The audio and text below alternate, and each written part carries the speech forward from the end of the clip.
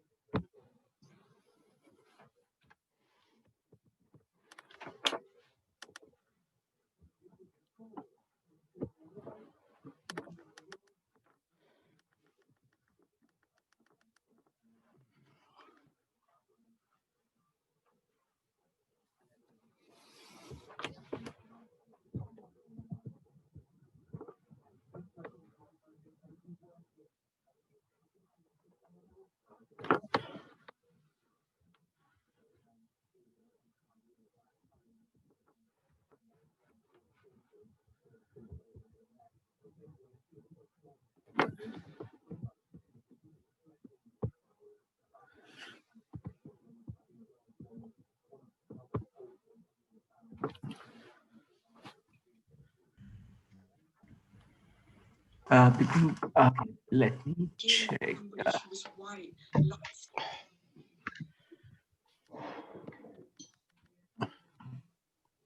you do me a favor? I'm shaking.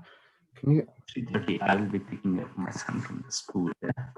So, yeah. Click stop share. You want me to click it? I want you to move this. Anytime after What? 4 And you just put your finger on is ideal. And if not, It's gone over there. Where am I pushing? I can't see. 5:45 on should be okay with me. So, Today, tomorrow, well, yeah. tomorrow 4 and 5 is perfect with me. Hi everybody. Bear with me. I've got a few technical 4 and issues here. 5, I would say I looked everywhere for the prison. 11. Pretty hard.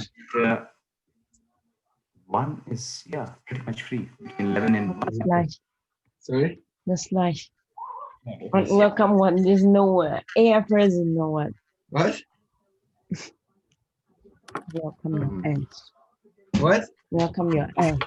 What do you mean?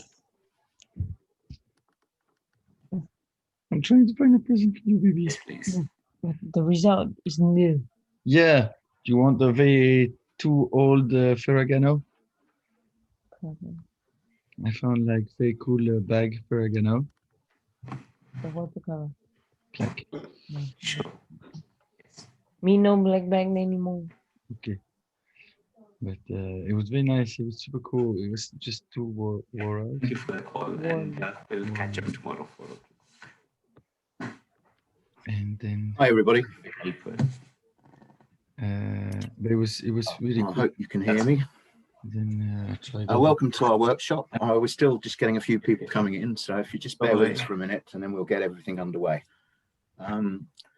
Is Isabella there? I can't see anybody at the moment. Let me try. Hey Neil, yeah, I'm here. Ah, there you are.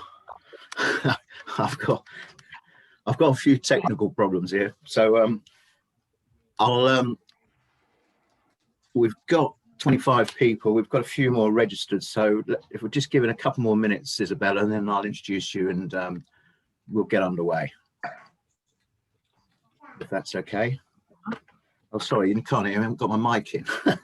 So please ignore it. Welcome, everybody. I've got a few technical issues this morning, but Isabella, welcome.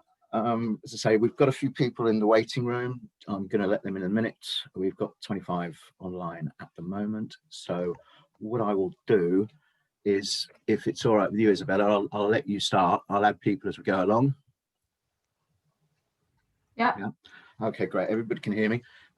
Welcome, everybody. This is Isabella from Seed Legals. Her presentation, as always, was going to be fantastic and is well worth listening to, and I'll follow up with that later on as well. Thank you very much, Isabella. Amazing. Okay, cool. So let's start from the beginning. Just so everyone kind of knows what we're talking about, today is everything to do with getting investment ready and getting funded. So what does that mean? Well, what we're looking at is the story of raising capital, right? So you start with the honeymoon phase of I have a brilliant idea and I'm going to change the world, and then you're actually faced with the task of getting that idea investment ready, and whatever that means, and then you actually have to raise investment for that idea, and then what are you meant to do once that cash is in the bank? So if we start from the beginning, right, when I speak to founders, the first thing I ask them is, do you have a founders agreement? And why is that? Essentially 10% of founders split up. And the problem with that is that if I own 50% of the company, and let's say Dave owns 50% of the company, and he leaves because COVID is hard and he's been put on furlough and he can't commit to something that isn't a sure thing, then he leaves with half the company. So half the company is not bringing in any new capital, it's not bringing in any new clients, right? You're uninvestable at that point, right? What investor will invest in half a company? And so what you want to have in place is fundamental stuff that protects you as a founder. So you want a founders agreement in place, outlining your rights and responsibility to the business. But what that does more importantly, is it puts in place a share vesting schedule. So a share vesting schedule is I get 50% of the shares and you get 50% of the shares. But if we leave before, for example, 3 years, we have to give some of the shares back. What that means is if this time round Dave left and it's been a year and he's meant to stay for 3, he'd have to give 2/3 of his shares back. And so you want a share vesting schedule in place to protect yourself from your co-founder, and even if you're a solo founder. The reason being is that if an investor thinks you're serious, he's going to ask you, do you have, you know, founder service agreement in place? Do you have a vesting schedule? And if you say, oh, I haven't even thought about it, you just don't look that professional, and it's likely that your investor is going to tell you that they're going to impose, you know, a harsher vesting schedule on you of maybe 5, 6, 7 years rather than just 3. And along those lines, what you want to have in place is your intellectual property. Mommy, So, mommy, ask Mama to do brushing. protecting anything you can Ask Mama patent, for brushing. cancer, or manufacturing and innovation, protecting your IP, Yeah. your design, right? Your logo, your trademark, your content. So, for example, if you hire a web designer, we have ideas about each other. website, but I've seen it happen before that the deal was really signed with the deal that was signed, and then the investor, Excuse me 1 second, Isabella. There's somebody got a load of background noise here. Can everybody please? web designer came back and was like, hey, like, glad to see you're doing well. Funnily enough, you don't own the rights to your website. Give me 10 grand. And that's how it's make sure it's assigned over to the company. So once we've protected ourselves as a founder, we want to start thinking about the SEIS and EIS advanced assurance. So for anyone who doesn't know what that is, you should.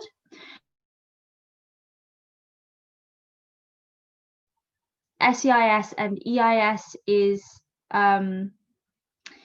essentially the tax scheme available to startups in the UK. So you can take up to £150,000 of SEIS funds where your investors get a 50% tax break, and you can take up to 12 million worth of EIS funds where your investors get a 30% tax break. So what does that mean? It basically means if it's between you and another company and you're able to produce an advanced assurance form, you're able to show your investor you can give them that tax break, likely they're going to invest in you rather than your competitor, because even if they lose money on you, it'll be offset by their tax discounts. 98% of all early stage investment in the UK is funneled through SEIS and EIS. So if you don't have your advanced assurance form, which tells investors that you can give them SEIS, it's unlikely you're going to raise. So you have to have that in place. And it's similar, like if you're going to an investor going, hey, like, you know, super serious about investing, and then you don't even have the basics, you just don't seem like you're that far ahead. Now let's take a break here. So I've told you guys about founders agreements, IP assignments, SEIS, and you're probably thinking, that's great. Where am I going to get those documents? I can't afford a lawyer. And that's the whole thing. You don't have to. So everything I mentioned is free on Seed Legals. If you go onto the platform, you click quick agreements, you'll be brought something like this. Now I'm not giving you this. This would be a template. I'm giving you this, which is the terms that you want. And then we generate this, right? And so we're looking at all the necessary provisions, and that would be your contract sorted in no time. So we've protected ourselves as a founder, we have SEIS, and now I want to think about valuing the company. Now, do I have the method to value companies? What metrics you're going to be looking at? No, I don't. But do I have data? Yes, I do. So based on the 16,000 founders we work with and 3 years worth of data, we found that on average founders raise 1 to 2 times every year, so not frequently, and they give away large amounts of equity. Now that equity is 15%, so per round founders are giving away 15%. Why is that important? It's important because a lot of founders run the risk of doing the following. Oh my god, you want to give me £30,000 for 30% of the company? That seems like a great deal, and it's not. Because if you give 30% in your first round, what are you going to give in your second round? 20%? 15? Let's say you give 15, okay? And then in your next round, you give another 15. You've given over, right? over half the company and you've not even raised that much money. And by that point, if you have any like aim to raise with VCs or institutional investors, they're gone, because you've diluted yourself as a founder to the point that, do you have any skin in the game really? And there's not enough equity for them to actually invest in. So now that we know that the benchmark is 15%, you can say, okay, well, how much money do I need, right? How much money do I need? How much do I need to get to the next year, plus 3 months of buffer? So do I need a website designer? Do I need an intern? Do I need AWS credits? Do I need an office space? What do you need? And then you're like, okay, how much equity do we want to give away? Ideally less than 15%. And that gives you a really nice benchmark to obviously not undervalue yourself, but also don't overvalue yourself, because it'll become pretty clear whether you can meet that valuation very, very soon. So if you predict yourself at 10 million and within the year it doesn't look like you're meeting that 10 mil forecast, you're going to go through a down round, and that also makes you uninvestable. Cool. So we've spoken about protecting yourself as a founder, we've spoken about SEIS, we've spoken about valuations and being wary of how much equity you give away. What about investors? What are you meant to say to them? What are tricks of the trade? So I think the first thing is you should always talk about a pre-money valuation. So why is that? Well, what is a pre-money valuation to begin with? Effectively, if I said, oh, the company's worth $1 million, because that's the number we've come up with, that's the pre-money valuation. If we're raising £250,000, then our post-money valuation, so post-investment valuations, is 1.25 mil, right? Now, what's the problem of going to investors and saying, hi, everyone, super excited, we're closing at a 1.25 valuation? The problem is that until all of those documents are signed, nobody's actually given you the money, and that number can change. So I think lockdown was a really good example of simply how investors can pull out, right? Until that document is signed, investors can pull out.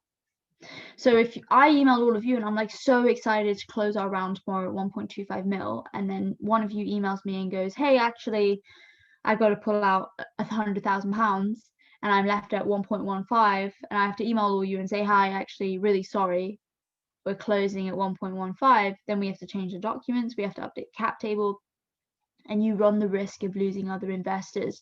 So where you can maintain consistency, your pre-money valuation is a fixed target, so use that.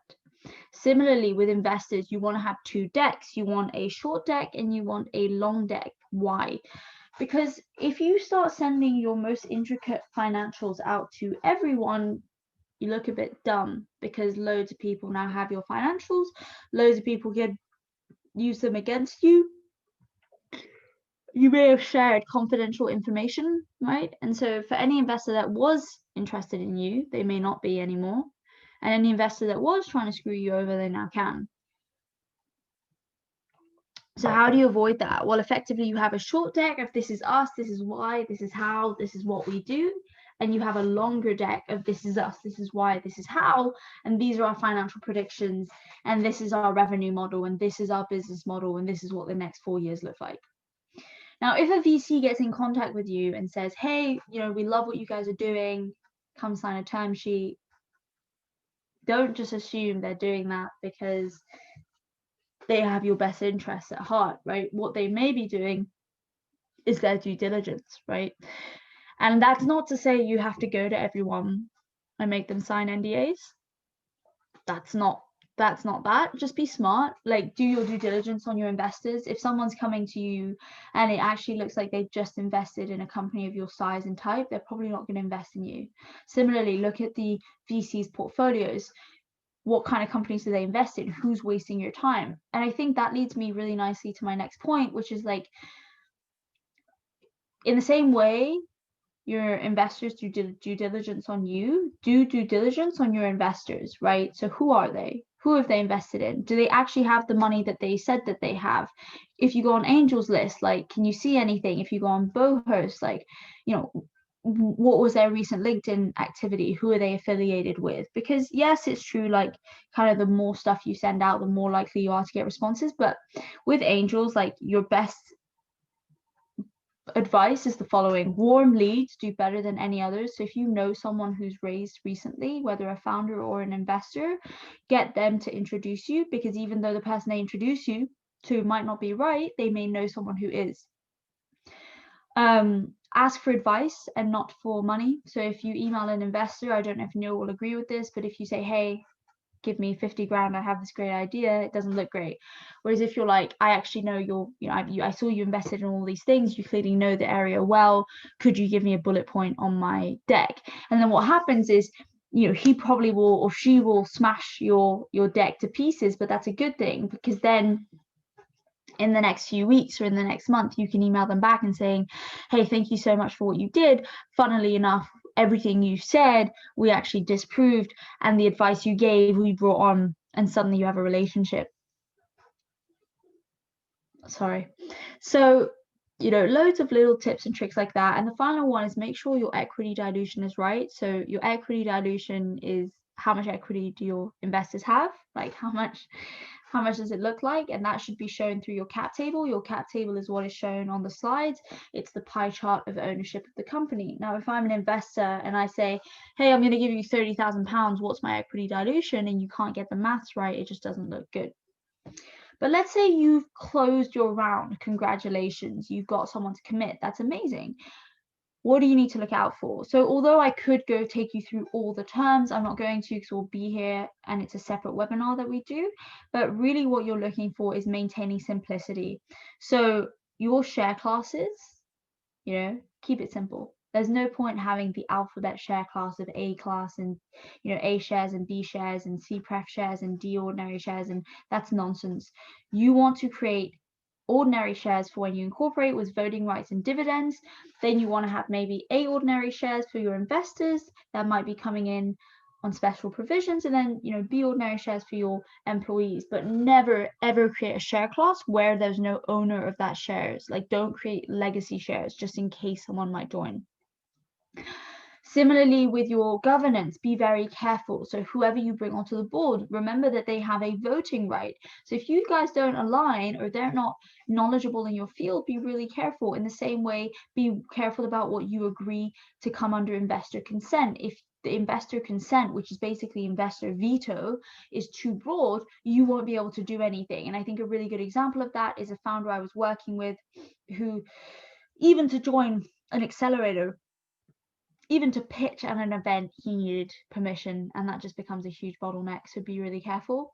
And then finally, my final theme is know your stuff, right? Know the legals. There are about 12 to 15 provisions you need to know along the lines of preemption, drag along, tag along, anti-dilution, governance, share classes, share rights. And it's not hard. Like, all of it's online. Go on to see legals, go on to any of the other legal tech and Sorry, I've been a bit ill recently. And any of the other legal tech companies, or talk to someone like Neil, like, it's there for you. So going into this meeting being like, oh, I didn't know that, is not good enough. And if you get screwed over, it's your fault, to be honest. So yeah. Okay, now finally, something I want to talk about is actually how investment has changed. So previously we said, okay, founders are raising 1 to 2 times every year. They're raising really infrequently. They're giving away large amounts of equity.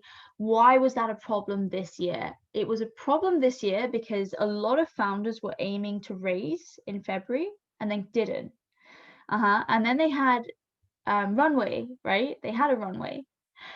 And then COVID number 2 happened, and we're in December and the market still isn't normal.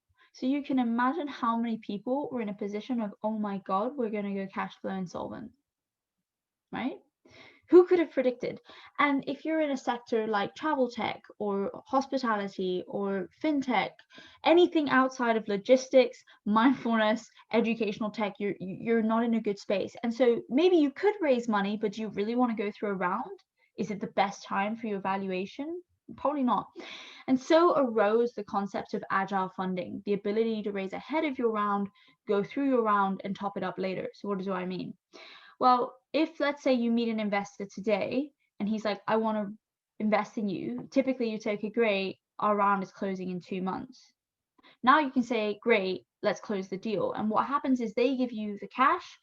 You promise them equity in the next round. There is a minimum and a kind of maximum valuation, but that's basically that. And it allows you to bring on this investor, give them a 10 to 20% discount on the share price when it comes. They benefit from SEIS and EIS, and it's a super simple way to get money in early. And it's a really fantastic way. A lot of founders have used bridge funding, right? Like they didn't want to raise this year because this year has been, it is what it is. And so they got either existing investors or new investors to give them interim cash, right?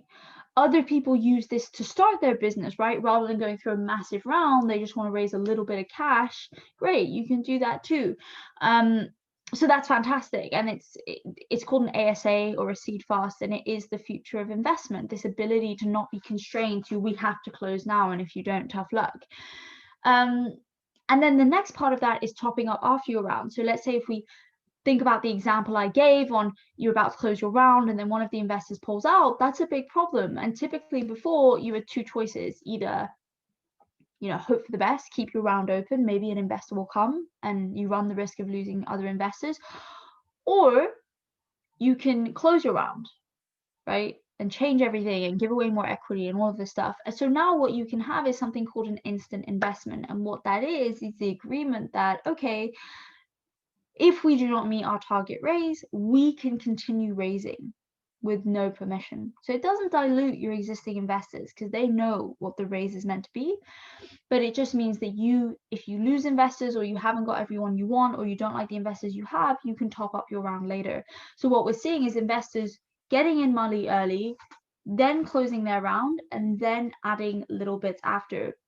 Now, to give you a little bit of context, we recently had a seed fast, right, an ASA, so not a proper round, of £1 million. So don't think this is for 5K or 2K. It can be, but can it be used for bigger scale stuff? 100%. Now, some investors and VCs and family offices that I've spoken to will tell you, no, you don't want to go down that route. It messes with the financial predictions. It doesn't. They just aren't flexible in the way that they do stuff. It doesn't. Either you have no cash, or you raise with a terrible investor, or you're constrained to time, or you do it your way. I think you should do it your way. You're the founder, you know? So that's that. And then finally, what we're thinking about is, okay, we have money in the bank, and this is actually my speciality. What do we do with it? And you generally want to attract a cool team. Does that mean you should give shares to them? No, because that will incur tax.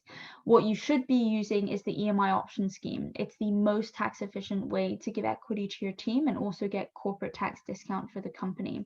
So if anybody has any specific questions on that, please let me know. That's my actual specialty alongside like larger fundraising strategy and the legal. So that's the presentation. I hope it was helpful. And if anybody has any questions, do let me know. Isabella, thanks very much. Let me put my video on so you can see me. Haven't changed much. Well, maybe. So see, that won't work. Do you want me to answer the questions, Neil? Yeah, there's a couple of questions in the chat. I've got I'll my go funny through little thing. Oh, here we go. And also, anybody who's got any direct questions for Isabella now, I'd suggest you, take advantage of the situation, because the knowledge that Isabella and Seed Legals have is invaluable, and you have the opportunity now to ask questions. We're not time limited on this event. We're here to help. That's the whole idea of it. Startups and raising capital. So please, if you want to ask a question, we had to mute people earlier. I think you can unmute yourselves now.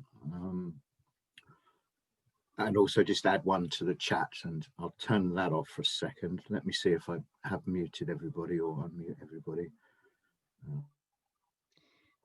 So the one question that's come up is, are certain business activities excluded from SEIS and EIS? Yeah, there are. So if you're loaning cash, if you're taking on the cash for property development, if you're in oil and gas or mining, Now, if you're in that sector, does it mean you're excluded? No. You could very easily be in real estate and be a software company. You could very easily be in oil and gas and be a software company. But if the activity you're carrying out is stuff like that, like to loan the money or to build something, it's not eligible. But most people are. And then if you're unsure if you'll be eligible, that's like why you do the advanced assurance, right? So that's that. And then there was a question about someone has been pouring money into the account, into the company to keep it going and paying the monthly costs. And you've put it as a director's loan, but should it be investment capital? I have not seen that. I think most people do put it in as a director's loan. To be honest, I'm not actually the particular investment expert. If you'd like further questions, go on to Seed Legals. On the bottom right, there's a chat button. Everybody assumes that's a bot. It's actually not. It's a direct line to our expert team that will put you in touch with the right person. So it might be worth asking them. But from what I've seen in the hundreds of founders I've worked with, people do tend to put it as a director's loan or a founder's loan, which you can claim back from the company when you raise investment, subject to your investors' consent. I'm currently, so that's that. And then how might you value a startup business pre-sales? Would the valuation at this point be fairly divorced from the sales fundamentals? So pre-rev, like I think the valuations don't actually mean anything. I think, you know, Neil may disagree, but you have no money. So what are you talking about? Like, should you size the market? Yeah. Like, should you see what other competitors are doing? Yeah. But really what you're looking at is how much money do we need and how much equity do we want to give away? And then when you've kind of got past that landmark and you actually start trading, right, and generating revenue, then it's much easier to look at your current revenue and then making a proper valuation and predictions. Because I think your first valuation doesn't really matter. Like the company's going to constantly evolve regardless. So focus more on how much money you actually need and the investors that you want, as opposed to what is our valuation. But if you guys, you know, do want a better view of getting a valuation or a financial one, you know, speak to Neil, obviously. But yeah, as you said, like it is contextual, different, like literally different sectors, different sizes. But I think if you're pre-rev, just focus on what you need. When is the first trading date defined for SEIS? So SEIS is when you actually make revenue. So trading is not incorporation. It's when you actually start officially trading your product. So if it's like friends and family, shouldn't be a problem. But when you make a commercial sale, like that would be trading. So my first customer, so you're telling me that you incorporated in May 2019, but your first customer was May 2020, but you understand, yeah, so you're fine. Incorporation doesn't mean anything. Some companies have been incorporated for 10 years and can still get SEIS. I think that's everything. I mean, guys, look, feel free to add me on LinkedIn and DM me some questions there if anything comes to mind. Or as I said, go on Seed Legals, jump on the expert chat. I think a lot of people that aren't customers of ours don't know that that's actually a very, very useful tool. So yeah.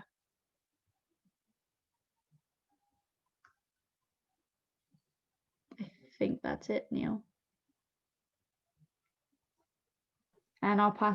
Right, I'm back on. I don't know what's going on today. Isabella, thanks very much indeed. Folks, anybody who wants to add questions to the chat going along, Isabella will be around, and she can answer them. I've put a little brochure up for today that's got Isabella's email and details on. We're recording this event. Sorry, let me put my video on, says he. We're recording the event, and what we'll do is send emails out to everybody tomorrow with a link to the actual video of the whole thing, so you can shoot backwards and forwards on it. That will come from our Dropbox account. I'd encourage you all, before I have a little chat with you later, to have a look at our website as well, which is exponential-events.com. Under the virtual events side of it, there's options, and I'll cover these later, to join our Angels investment group on LinkedIn, our startup companies on LinkedIn. We're all about building relationships between founders and potential investors, and that's exactly what we do with our events. I'll cover more of that later on. In the meantime, Dan, are you about, sir? Yes. Hi, Oh, Neil. good. And you're unmuted. That's good. Yeah. I've muted everybody, and it's sort of gone a bit funny. But right, I'd like you to introduce you to Dan. Dan is a long-term partner of ours, and again, extremely useful contact to have for startups. Forresters are our IP trademark advisors, partners, sponsors. And Dan, if you'd like to take the floor, I shall shut myself up. Again, anybody, we're also doing a poll, so if you could help with that, that'd be great, because it helps us understand the market, who's looking for what positions you're in as far as raising capital are concerned, whether you've got SEIS and such like, whether you're looking for IP advice. That helps everybody. It's anonymous, it won't be shared with anybody, so don't worry about that. Right, I will be quiet. Dan from Forresters, I'll let you take the floor. You should be able to share your. Yeah. Okay. Thanks, Neil. Thanks, Isabella. Hi, everyone. My name's Dan. I'm a partner at Forresters, and I'm going to talk to you today about how to get your IP investment ready. I'll just share my screen now.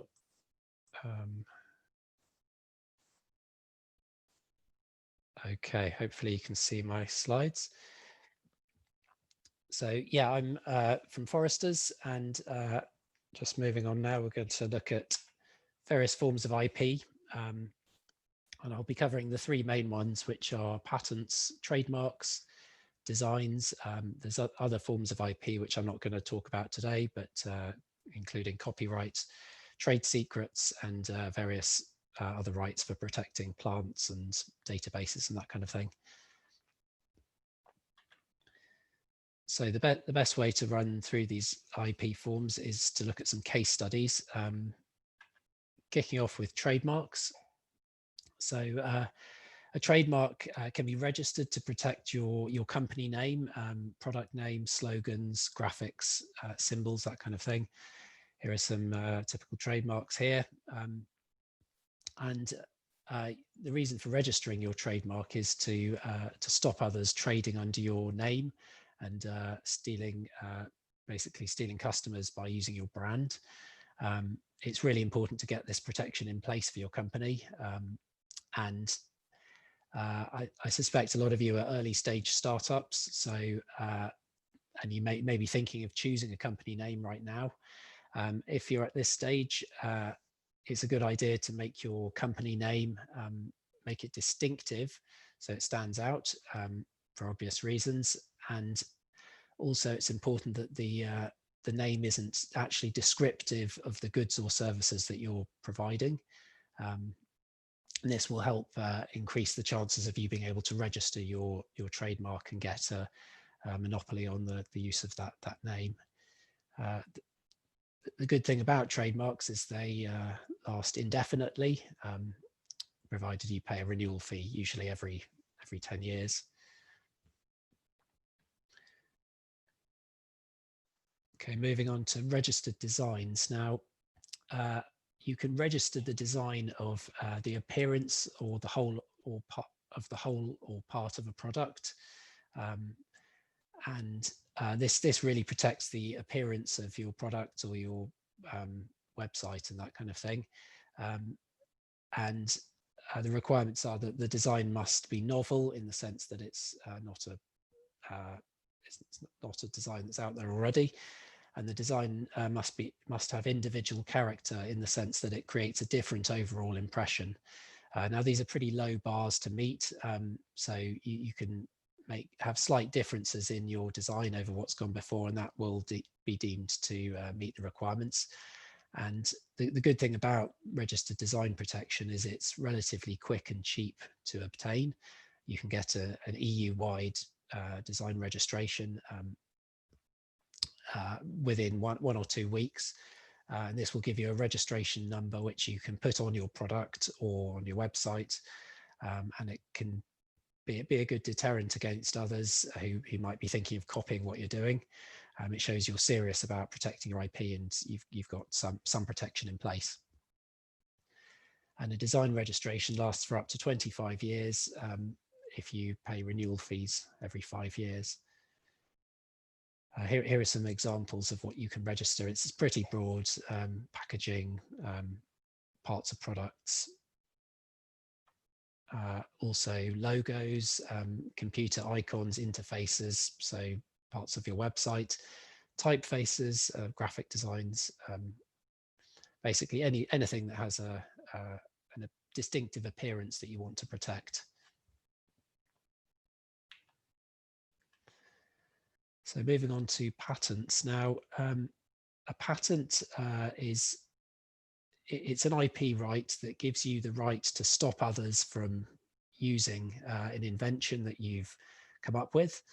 And a patent is your deal with the government or the rest of the world in return for telling the world how you're doing what you're doing. You can get up to 20 years monopoly to stop others from using your invention. And we have a first to file system, so it's really critical that you file your patent application before you disclose your invention to others, i.e. anyone outside of your business. And that's really important.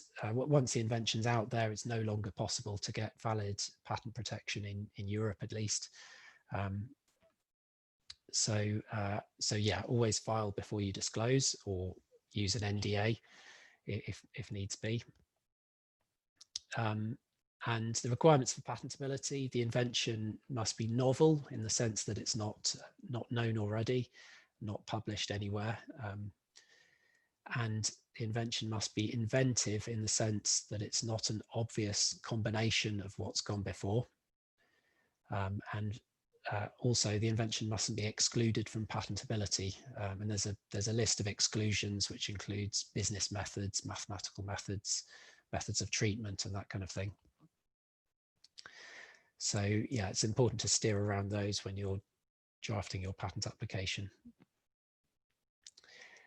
And so, yeah, the route to patent protection: typically we'll file an initial priority application to get your filing date. This is your flag in the sand, if you like, from which your protection will run. And we typically advise filing a UK patent application first, because a UK application is relatively cheap, low official fees. And you can get a search report back from the UK Patent Office pretty quickly, within 3 or 4 months. And the search report will usually cites various documents that the Patent Office has found, and the Patent Office will say your invention's not new because it's disclosed here, or it's not inventive because it's disclosed in these combination of documents. And the search report will give you a good indication about whether you're likely to get a patent, and what the scope of that patent may be, i.e. what protection you're going to get. So assuming the search report is favourable, and you want to go ahead with the patenting process, the next step would be to look at filing international patent applications.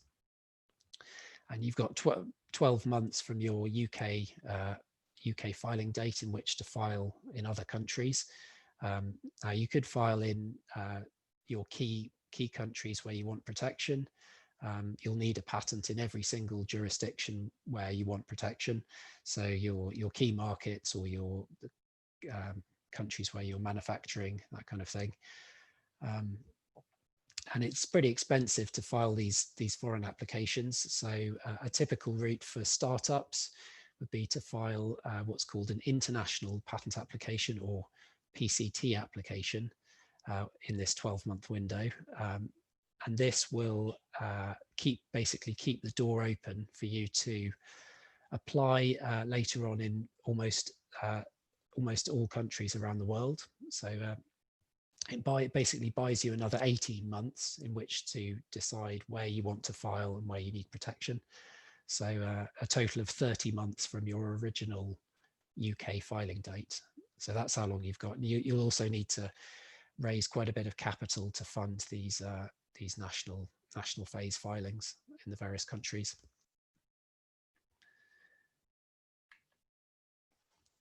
Okay, so yeah, here's a rather an old looking iPhone, just to illustrate all the multitude of different forms of IP that subsist in this product. So yeah, Apple and iPhone are obviously registered as trademarks. The technical features and the way the phone works are protected by patents. The look and the feel, well, the look and the appearance of the interface and the phone itself are registered as designs. Copyright will subsist in the code, the software code, and Apple's going to hold some trade secrets back in the iPhone, things that it doesn't want to disclose to others and chooses not to patent. So that's a quick run through the main forms of IP. Now, what do your investors want to see? So first of all, are you going to get sued by somebody else when you launch your product? Has someone else got some IP which you're going to infringe?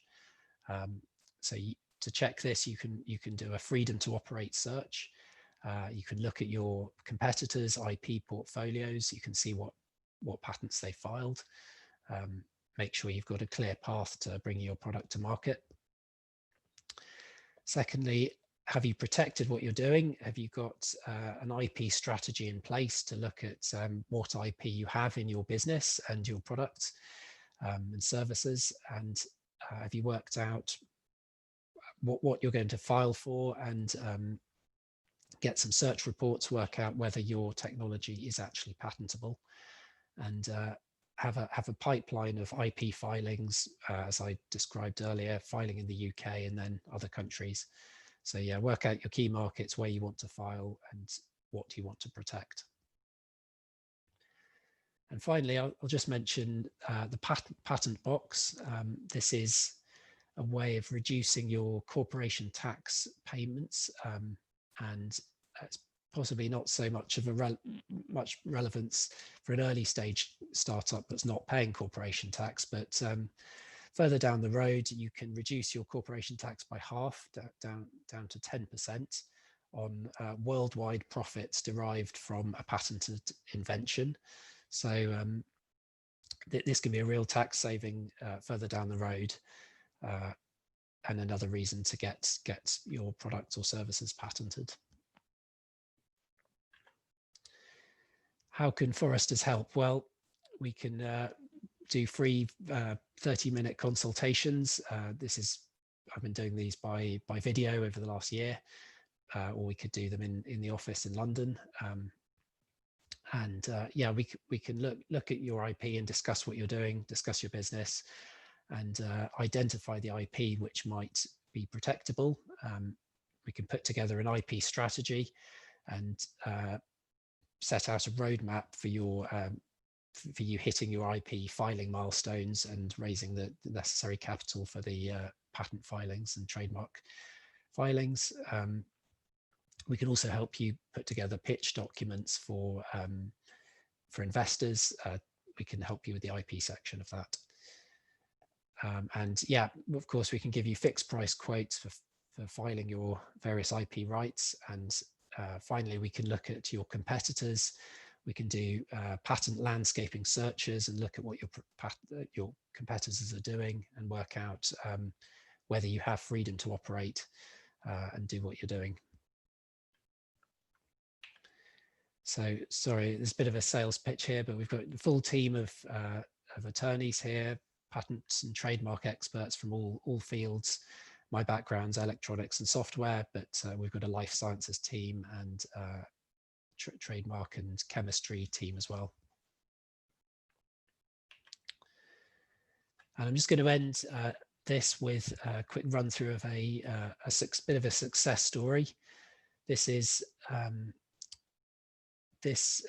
don't know if you can see my mouse pointer, but this is a marking tool called the Marksman, which this chap came into our offices. He was a proper garden shed inventor.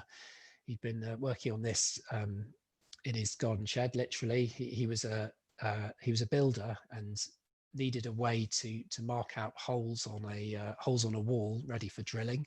So if you imagine you're holding up a kitchen cabinet and you've got some holes in the back, you want to mark out on the wall behind it some drilling points. So this is really difficult to do with a pencil. Apparently, the mark is never really accurate. So he developed this tool which sprays basically a chalk dust cross on the wall very accurately in exactly where you want to mount the drill the hole for mounting. Excuse me. So yeah, we helped him by doing a background search to look at what other similar tools are out there. We then drafted a patent application and filed it in the UK. He then went down the PCT route, filed an international patent application, and then ended up getting patents in all his key countries around the world: China, US, Europe, etc. We helped him register his trade name, the Marksman, in various countries. We also helped him do a pitch on Dragon's Den. We did a mock Dragon's Den in the office. He then went on Dragon's Den and he was offered investment by all of the dragons, which was great. He ended up not taking those in the end, but it was great exposure for his business. And off the back of that, basically, he's now stocked in almost all DIY stores across the UK.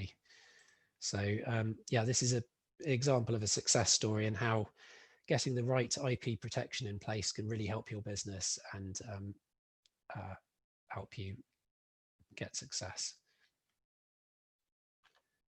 And that's it from me on the slides.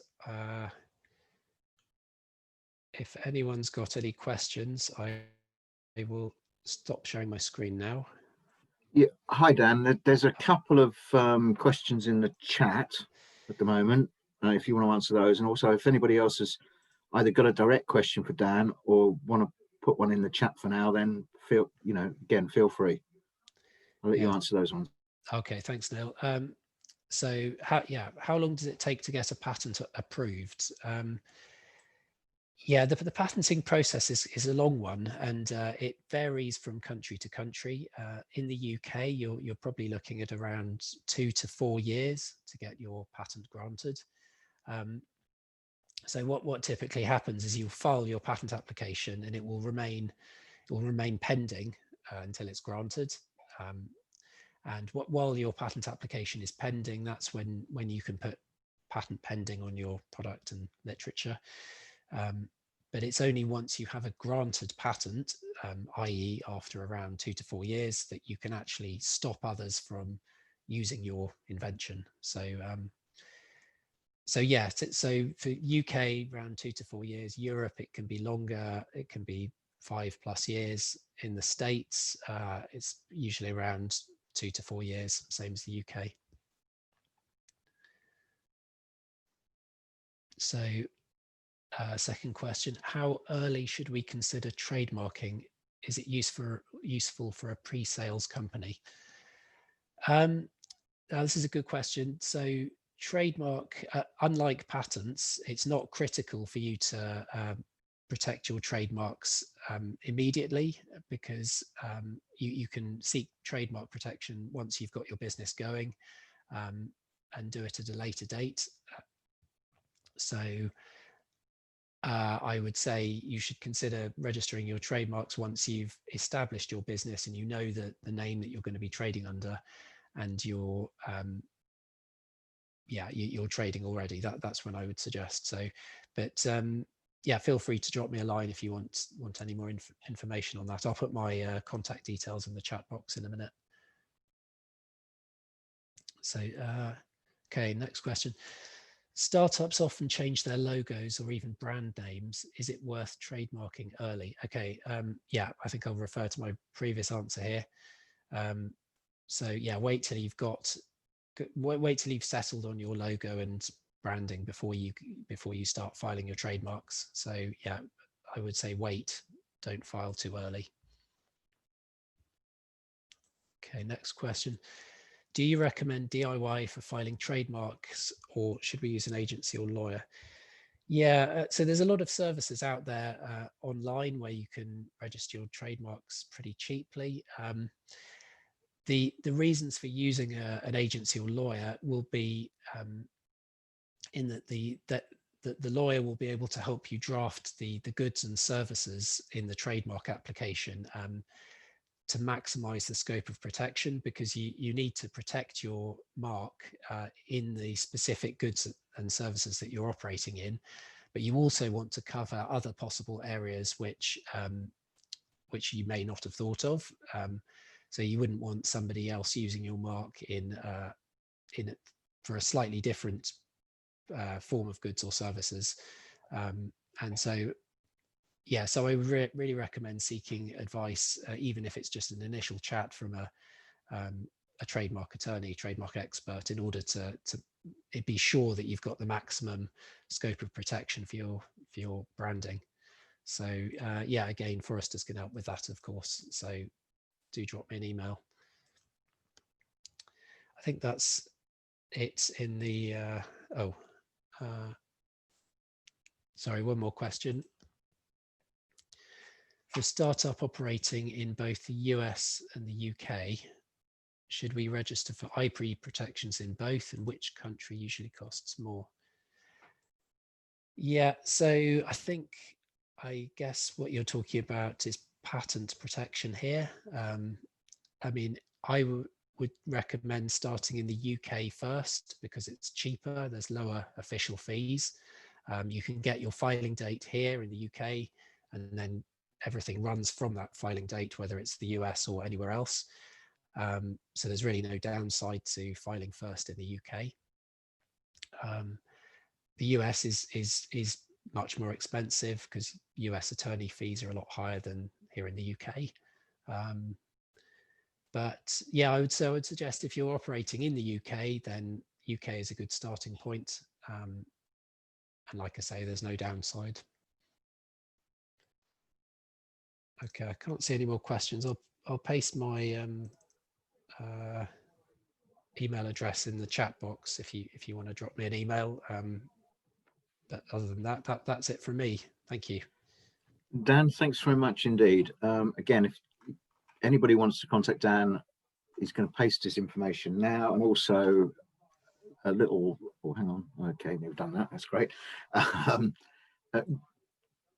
Dan and Forresters have been invaluable to me as well as because we have our own startup companies that we invest in, because we have an investment fund, and we've had conversations with Charlotte and Dan about various companies and IP options and such like trademarks that we're looking at as investors in our own right. And we also have, just so you know, all you guys know out there, we have investors on our book who will only look at people who've got some form of unique IP or a concept going into the market. It's an investment category in its own right. And obviously, if you haven't got it and you need it, people won't look at it. So I'd advise you as much as I possibly can to touch base with Dan. To say they offer a free initial consultation period and or meeting, which at the moment is obviously online, I'm assuming. It's going back into another sort of whatever it is, lockdown. But Dan, thanks very much indeed. Yeah. Right, now I'm going to try and share my screen. I've been having all sorts of problems. So you just bear with me for a minute. Okay, let's try that one. For those of you who don't know me, my name's Neil Davis. I run Exponential Events. We're not an event company as such. We're resume share, sorry. Let me try and get that up there. I'm trying to get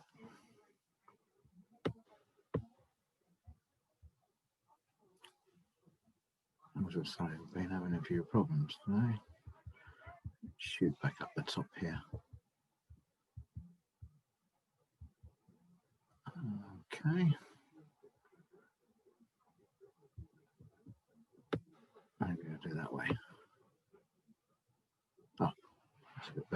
Oh, here we go. Can you see that? Right. So we've heard from Seed Legals, we've heard from Forresters, which is great. We're Exponential Events. That's our website, Exponential Events or exponential-events.com. We've been holding capital raising workshops, capital raising events, pitch events since 2017 in the city. We're renowned for being probably the best in the city. I'll say that myself, but we used to fill the Brand Exchange, which is just around the corner from the Bank of England, every month with 70 to 100 potential investors and 10 companies presenting. We've worked throughout that time with Seed Legals and also Forresters. I suppose getting more onto the nitty gritty of what we actually do, we help companies raise money, and that's exactly what we do. But we need them to be in a position to be able to actually be investable. You might come up with an idea. You think, okay, I've got a great idea. I'll set a company up, cost you 15 quid. I'm going to do this. Now, I'd flick down here first. And again, I'll share this little, this is more of like a thoughts presentation rather than an actual presentation, and a knowledge of both sides of the fence between founders and investors.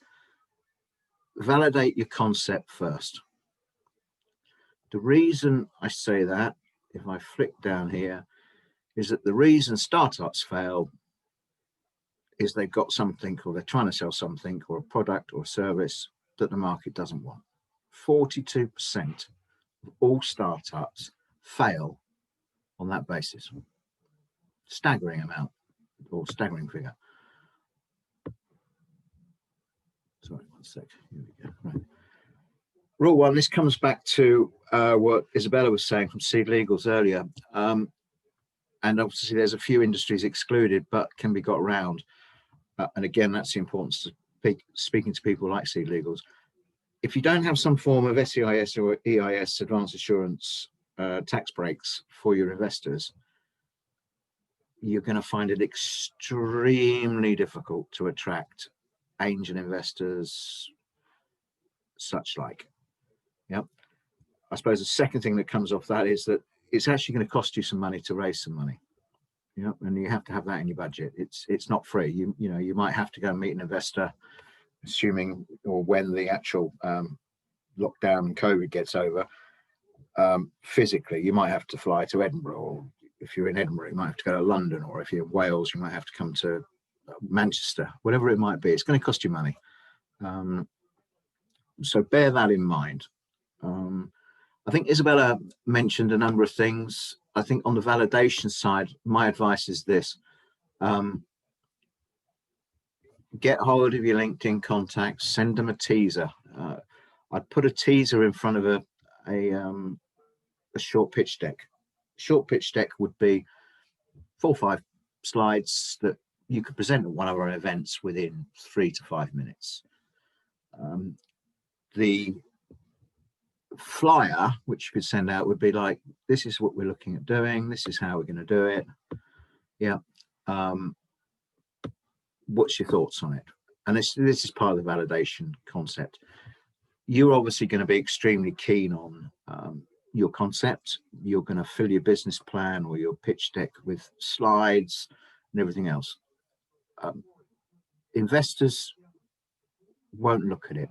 What they want to know at an instant, because they get sent these things all day long, and so do I get 10, 15 a day, is, we'll cover the SEIS in a second. Page teaser, short deck. Basically, what you're up to, why you're doing it, how you're doing it, or you're going to do it, who you are, what you're actually asking for as an investment, and what you're offering other investors to come in. Yeah. The long one includes full information and everything else. Yeah. Now, I'm going to keep this relatively short on the basis that this is in the chat room, and I'll also email it to everybody out there. Once you've validated your concept, business, whatever it might be, you've obviously then got to get your legals in place, because if somebody then says, right, I'm going to invest, you go, well, hang on a minute. Okay, now I need to go and get shareholders agreement and all the terms of business and such like. So you need to have, once you've validated everything, this in place. Yeah, your trademarks, if applicable, insurance, key men, people and such like. The reason I say that, obviously, if you're a one-man band or one-woman band and the business relies completely on you, if something happens to you, God forbid, then the business is finished. So investors will look at that on the basis of, okay, if something happens to you, are you insured? Will I get my money back? Yeah. Obviously, you've got all the other business insurance plans and such like you can look at, and I won't tell you how to do that. What we do is work with companies like Forresters and Seed Legals on the basis of that we've got an investable company. Yep. So you've got everything in place. Sorry about this, I'm trying to shoot down here. Valuation. Business valuation is a very tricky point. I'm going to disrupt the Airbnb market, which is worth X £100 billion a year, and we're going to get 0.05% of it. I'll tell you now, investors won't even look at you. Yeah, it's not something that they're interested in. Disrupting markets, this, that, and the other, and taking a percentage of it in a business plan or a pitch, it is not something that savvy investors will take any interest in whatsoever, which will make your valuation look ridiculous. They might come back to you and go, yeah, we're interested, but your valuation or pre-money or post-money valuation is just absolutely ridiculous. You know, you're worth nothing. You've got nothing. Yes, potentially you could be worth something, but be very careful what you're asking for, and also come back to earlier what Isabella said, what you're actually offering, because it'll just scare potential investors off. On that side, so many companies that approach us go, oh, we've been trying to get hold of VCs or private equity companies and such like. Again, VC market, unless you're raising over $500,000 and you've got something going, they're not going to look at you. You're going to just waste your time. Private equity funds, potentially you've got some chance, especially with tax advantage SEIS, CIS funds that will invest in early stage companies, which are quite interesting, and you need to approach those. So how do you raise capital? There's no simple answer. As I say, first of all, you've got to validate your concept. You contact all the relevant people you can through your social networks and such. Utilize every opportunity that's out there, especially nowadays online, because we're doing events. We've got people coming from Australia, the Middle East, Asia, the States, looking at potential companies to invest in. That's one of the advantages that's happened from COVID. It's made the world a bigger place online with Zoom and such like. So that's great. And also, you know, the general LinkedIn social networking things. Use other people other than ourselves. I'm not suggesting you just use us. We had, not last year now, obviously year before, we had 2,000 people actually physically attend, investors attend our events in London. We normally get now about 100 online for our pitch events. As I say, if you go to our Exponential events or exponential-events.com website, you'll see our upcoming events. We're here to help and basically facilitate founders with investors to raise money and getting them the best possible position to be able to do that. We have our own investment platform, which is a closed-end investment platform. It's not a crowdfunding platform. It's whereby we can put a potential company looking to raise capital in touch with people who we know through our network who've already expressed an interest in, I don't know, a fintech company, a healthcare company, an ed company, whatever it might be. Yeah.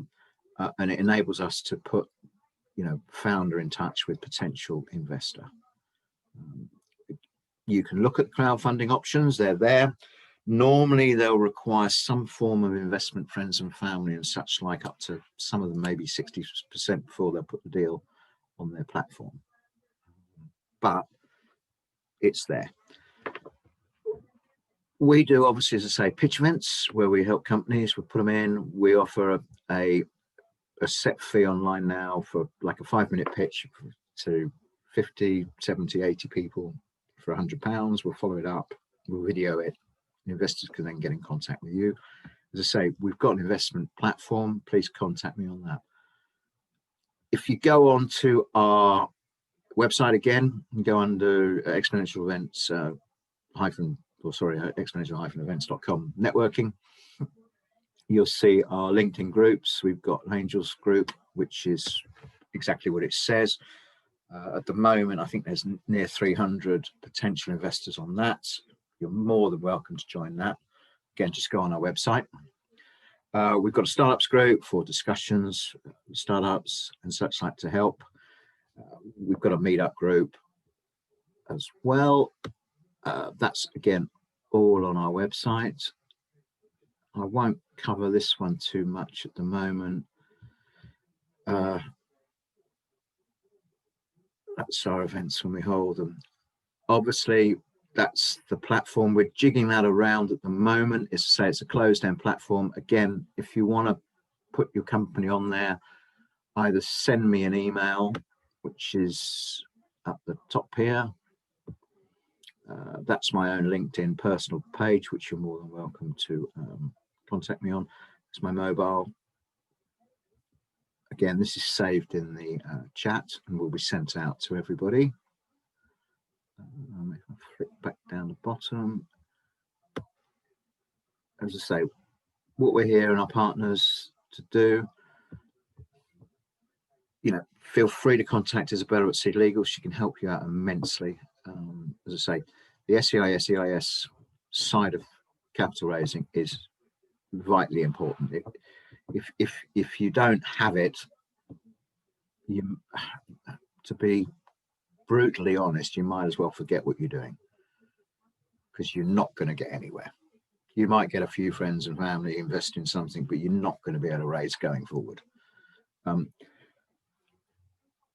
Dan for Forresters just mentioned, obviously, a free 30-minute call to discuss what you're up to with your IPs and such like if you need it.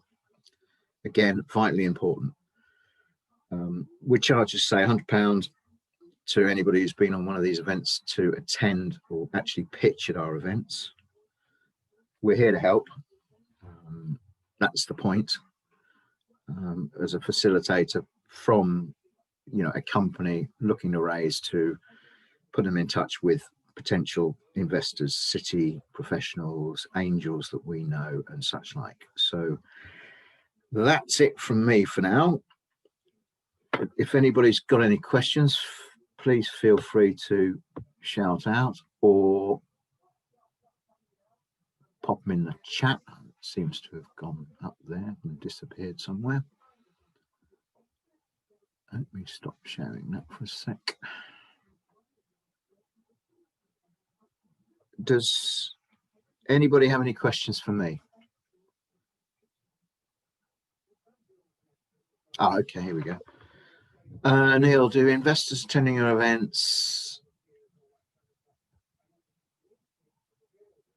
who would do CFAST instead of a traditional round? Yeah, the funding options, I mean, for example, through Seed Legals and such like, have changed so much. A seed fast round, to me, if I was advising a company that I had an interest in, I'd go the seed fast route. Simple as that. The reason being is I don't have to set a valuation or a set valuation. It gives me time to build my company before then going into an additional round. It locks the potential investors in at a profit. And to me, from the point of view of one, an investor, but two, also being a shareholder, a startup is the way to go.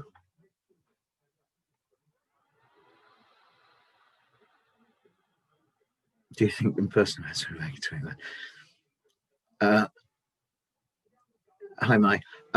Yes, I do. I think you're going to get back, or hopefully we're going to get back into physical events.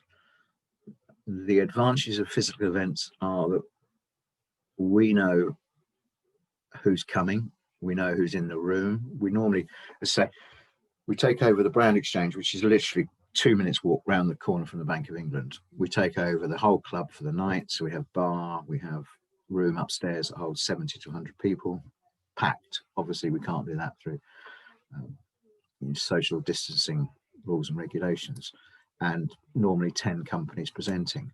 The advantage of that is I can introduce people directly. So I know that somebody's in the room who's interested in let's just say a fintech investment. I can say, Mike, come and meet Fred. Fred's interested in this. Boom, introduction, you're having a drink, relaxing, have a chat. Can be done online. I think the advantages of online are, as I mentioned earlier, it opens up the world. And I think you're going to see going forward a general hybrid of investment events like we do, whereby we will hold physical events, we will hold virtual events. And I say the advantage of virtual events is that depending on time, so we hold it, you've got access to the whole world. Yeah.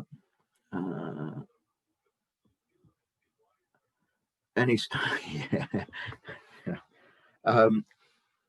Hi, Jack.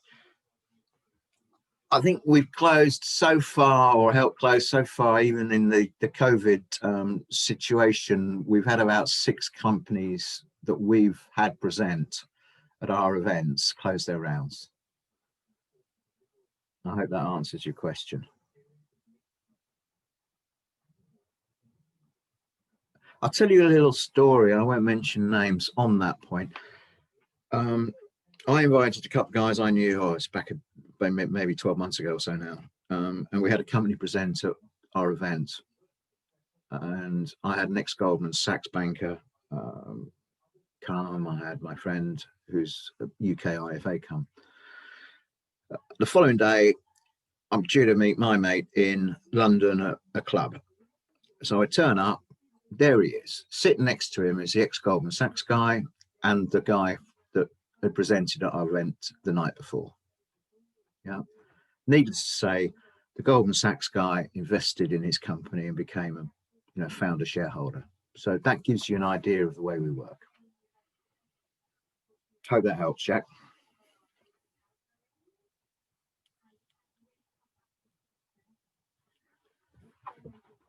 Anybody else I've missed or got any more questions?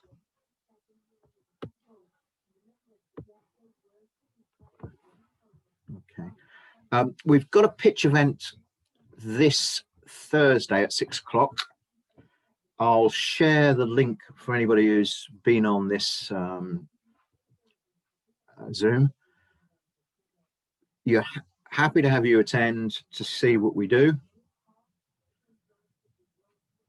Yeah, it won't cost you anything. I'm not saying you can pitch, but you can tune in, see how we work, see who's on there, and get some idea going into the new year, where hopefully we'll break out from just virtual to a mixture of physical and also hybrid events, and that's what we're looking at doing. Any other questions before we close this one out? No. Okay, well, thanks for everybody for coming. Dan, again, thank you very much indeed. I'll speak to you soon.